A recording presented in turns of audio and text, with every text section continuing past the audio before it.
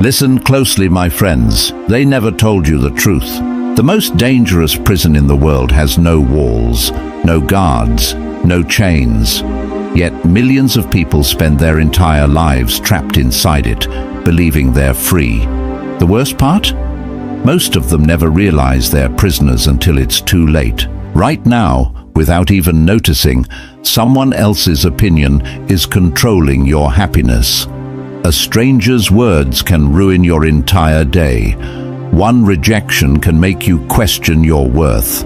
One mistake from years ago still whispers in your mind before you fall asleep.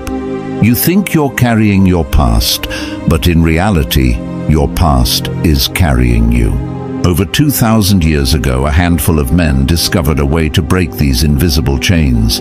They couldn't control war, betrayal, death, or fate, but they discovered something far more powerful, a way to become untouchable in a world that never stops testing you.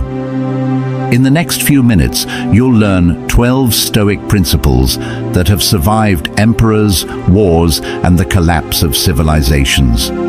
But don't make the mistake of thinking these are just old ideas. If you truly understand even one of them, you'll never look at your problems or yourself the same way again. So before we begin, make yourself one promise. Don't just listen to these words. Measure your own life against them, because by the end of this video, you'll discover whether you've been living as the master of your mind or as a prisoner who never knew the door was unlocked. Let's begin. Principle 1. Command your reactions. Release everything else. Imagine standing in the middle of a crowded room. Hundreds of eyes are fixed on you. Then, without warning, someone steps forward and insults you in front of everyone. Your heart races. Your fists tighten. Every part of you screams, "Do something!" That single moment is where most people lose, not because of the insult, but because they surrender control of themselves. More than 2,000 years ago, the Stoics understood a truth that most people still haven't learned. The greatest victory is never over another person. It's over the impulse inside you that demands revenge, demands approval, demands that every insult be answered. The moment another person's behavior controls your emotions, they own a piece of your mind. And every reaction you can't control is another piece you willingly give away. Epictetus, born a slave with nothing to his name, discovered a freedom that even kings rarely possess. He taught that people are disturbed not by events, but by the meaning they attach to those events. Think about that. A rude comment is only a few seconds long, yet the story you keep repeating in your head can torture you for weeks. The comment isn't hurting you anymore. Your own mind is. Look at today's world. One hateful comment online ruins someone's entire day. One message left unanswered creates anxiety. One stranger's opinion becomes more important than years of hard work. We have become emotionally controlled by people who don't even know our names. We keep handing strangers the keys to our peace, then wonder why we never feel free. So the next time life tests you, and it will, pause before you react. Ask yourself one simple question. Is this event controlling me, or am I controlling myself? That single question creates the space where real strength is born. Because the strongest person in the room isn't the loudest, the richest, or the most feared. It's the one who cannot be manipulated. Remember this, anyone can control your emotions until the day you decide they can't. That day is the day you become truly free. Principle 2. Live inside the only moment you will ever truly own. Close your eyes for just a second and imagine this. You wake up tomorrow morning, but somehow you've been given one extraordinary gift. You already know exactly how your life will end. You know the last conversation you'll ever have, the last sunrise you'll ever see, the last time someone you love will smile at you. Suddenly, every ordinary moment becomes priceless. Now open your eyes. Nothing actually changed. except your awareness. Marcus Aurelius carried this awareness every single day. He ruled the greatest empire on earth, commanded armies, held unimaginable power. Yet every morning he reminded himself that none of it truly belonged to him, not his throne, not his wealth, not even the people he loved. The only thing that was ever completely his was this moment. Yet look at how most people live. Their body exists in today, but their mind lives somewhere else. They replay conversations that ended years ago. They argue with people who aren't even in the room. They rehearse disasters that may never happen. They sacrifice today's peace to solve tomorrow's imaginary problems. And then one day, tomorrow becomes yesterday. Years disappear without ever being lived. This is the greatest theft life ever commits. Not because time moves quickly, but because the human mind is almost never present long enough to experience it. The Stoics understood something terrifying.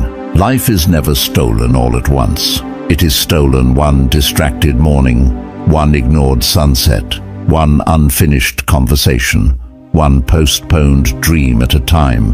Ask yourself honestly, when was the last time you truly tasted your food instead of scrolling your phone? When was the last time you listened to someone without secretly preparing your reply? When was the last time you looked at the sky without thinking about work, money, or the future? Most people aren't living. They're simply surviving between memories and expectations.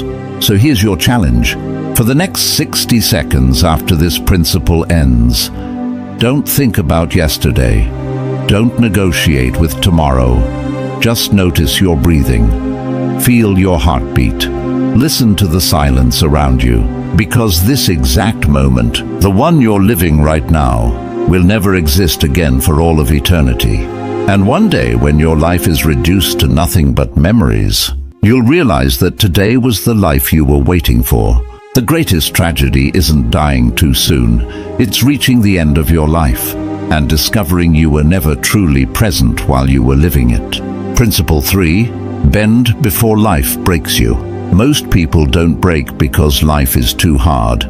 They break because they spend years fighting battles that were never meant to be won. They demand that life stay predictable, that people never change, and that tomorrow look exactly like today. But life has never made that promise to anyone. There is an old story about two trees standing beside a river. One was a mighty oak that refused to bend. The other was nothing more than a thin reed that moved with every wind.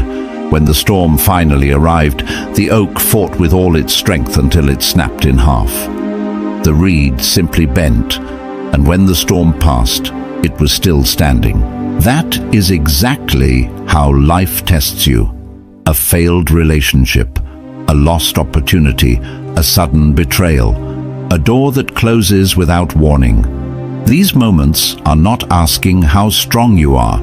They are asking one question: can you adapt without losing yourself? Because strength without flexibility eventually becomes weakness. Epictetus was born into slavery.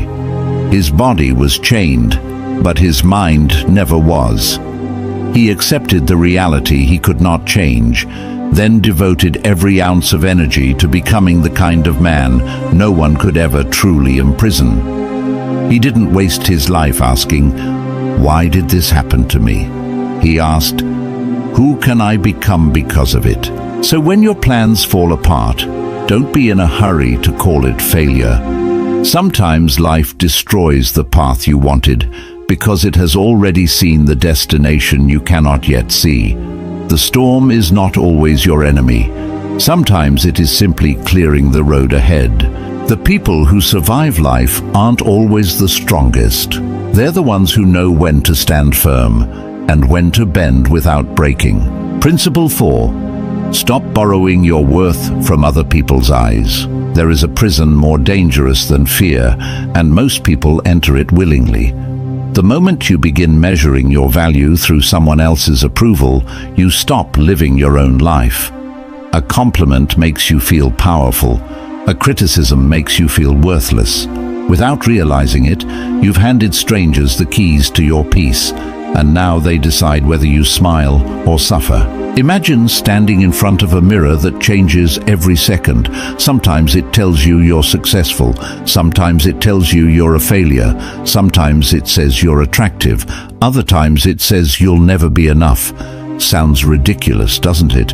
Yet that is exactly what happens when your self-worth depends on other people's opinions. Their judgments change with their mood, their jealousy, their pain, and their ignorance. Why would you build your identity on something so unstable? Marcus Aurelius ruled the most powerful empire on earth, yet every day he reminded himself that applause disappears as quickly as an echo. The crowd that praises you today will celebrate someone else tomorrow. Fame fades, beauty fades, status fades. The only thing that survives is the person you become when nobody is watching. Character is the one possession that time cannot steal unless you willingly give it away. Ask yourself something uncomfortable. If social media disappeared tomorrow, if nobody could praise you, if no one ever clapped for your success again, would you still become the person you're trying to become?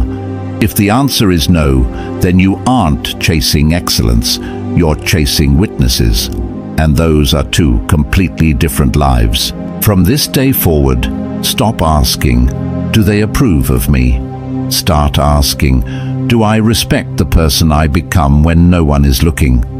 Because the day you no longer need permission to feel worthy, the world loses its greatest weapon against you. A man who knows his own value cannot be controlled by those who never saw it in the first place. Principle 5. Let loss teach you what possession never could. One day, every person you love will become a memory. Every home you built, every achievement you celebrated, every moment you thought would last forever will quietly disappear into time. That isn't a cruel truth. It's the only reason any of it is precious. If nothing could be lost, nothing would ever have value. We don't cry because something was temporary. We cry because it meant something. Marcus Aurelius understood this better than almost anyone in history. He buried children while wearing the crown of the greatest empire on earth. He had the power to command armies, but not the power to stop death from knocking on his own door. Yet instead of becoming bitter, he wrote that loss is simply nature changing its form. He wasn't denying pain. He was refusing to let pain turn into resentment against life itself. Most people don't suffer only because they lose something. They suffer because they secretly believed they owned it forever. The relationship, the money, the opportunity, the person they loved. They treated borrowed gifts as permanent possessions. But life has never signed that contract. Everything you hold today was placed in your hands with one silent condition. One day, you must let it go. So don't wait until something is gone before you finally appreciate it. Look at the people sitting beside you tonight. Listen a little longer, speak a little softer, love a little deeper. One ordinary day, without warning, this ordinary moment will become the memory you wish you could live one more time. The strongest hearts are not the ones that never lose. They are the ones that love completely, even while knowing that one day they must say goodbye. Principle 6. Turn every wound into a weapon. There is a question that quietly separates ordinary people from extraordinary ones. When life hurts you, what do you become? Most people allow pain to make them bitter. They spend years replaying betrayals, carrying old disappointments like trophies of suffering. They believe their wounds are proof that life has been unfair. But the Stoics believed something completely different. Your pain is not your identity, it is your training. History remembers James Stockdale for surviving 7.5 years as a prisoner of war under unimaginable torture. He wasn't saved by hope alone, because hope without reality eventually breaks. He survived because he accepted the brutal truth of his situation while refusing to surrender the belief that he would one day overcome it. That is Stoicism in its purest form, not denying reality, but refusing to let reality define your spirit. Think about the strongest people you've ever met.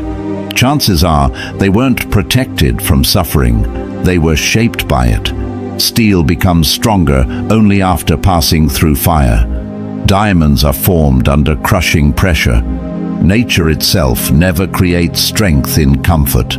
So why do we expect our own character to grow without hardship? The life you're praying for may require a version of you that only pain can create. The next time life breaks your plans, don't ask, "Why is this happening to me?" Ask something far more dangerous. What is this preparing me for? That single question transforms suffering into purpose. Suddenly, every failure becomes a lesson. Every rejection becomes discipline. Every setback becomes another hammer strike, shaping the person you are slowly becoming. One day, you'll look back and realize the moments you begged God to remove were the very moments that built the person you were always meant to become. Your greatest wound may one day become your greatest source of strength. Principle 7. Build a wealth that the world can never take away. Imagine waking up tomorrow to discover that everything you spent your life chasing is gone. Your money has vanished. Your reputation has collapsed. Your title belongs to someone else. The people who once admired you no longer remember your name. Now ask yourself one question. Who are you when everything you own is taken away? Most people never ask this because they're terrified of the answer. Seneca was one of the richest men in Rome, yet he warned that the poorest person is not the one with the least money, but the one who can never say, "Enough." Desire has no finish line. Give it one victory and it immediately demands another. That is why some people have everything yet sleep with restless hearts, while others possess almost nothing and still wake up in peace. The difference has never been wealth. The difference has always been freedom. Look carefully at the world around you. Every advertisement whispers the same lie. You're incomplete. Buy this, achieve that, impress them, and then you'll finally be enough. But that day never arrives. The finish line keeps moving. The house gets bigger. The car gets faster. The followers increase. Yet the emptiness quietly grows with them. A hungry mind can never be satisfied by feeding the ego. The Stoics trained themselves in a strange way. Sometimes they deliberately lived with less, not because they were poor, but because they refused to become slaves to comfort. They wanted to prove something to themselves.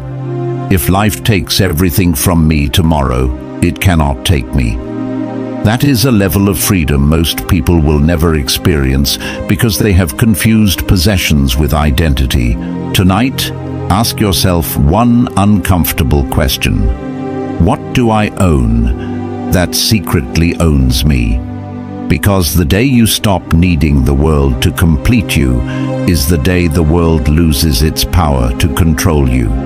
True wealth begins the moment your peace becomes more valuable than your possessions, because no thief, no recession, and no betrayal can ever steal a rich soul. Principle 8. Master the art of letting go. There is a silent tragedy that destroys more lives than failure ever could. It's called attachment. We cling to people who have already left, to mistakes that cannot be undone, to identities we've already outgrown, and to futures that were never promised.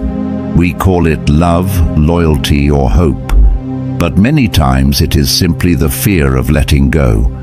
And the tighter you hold on to what no longer belongs in your life, the more it quietly steals the life that still does. The Stoics believed that suffering rarely comes from the event itself. It comes from our refusal to accept that the event has already happened. Reality says, it's over. The mind whispers, maybe if I replay it one more time, I can change it. So you fight a battle against the past every single day, a battle that can never be won. The past doesn't need your permission to exist, but it does need your permission to keep controlling you. Imagine carrying a heavy stone on your back for years. At first it feels impossible to bear.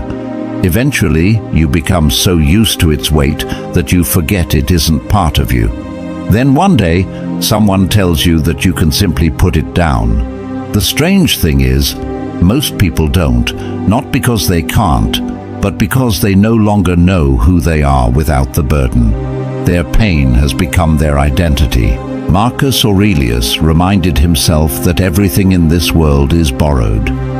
Every friendship, every success, every possession, every season of life arrives with the same invisible promise.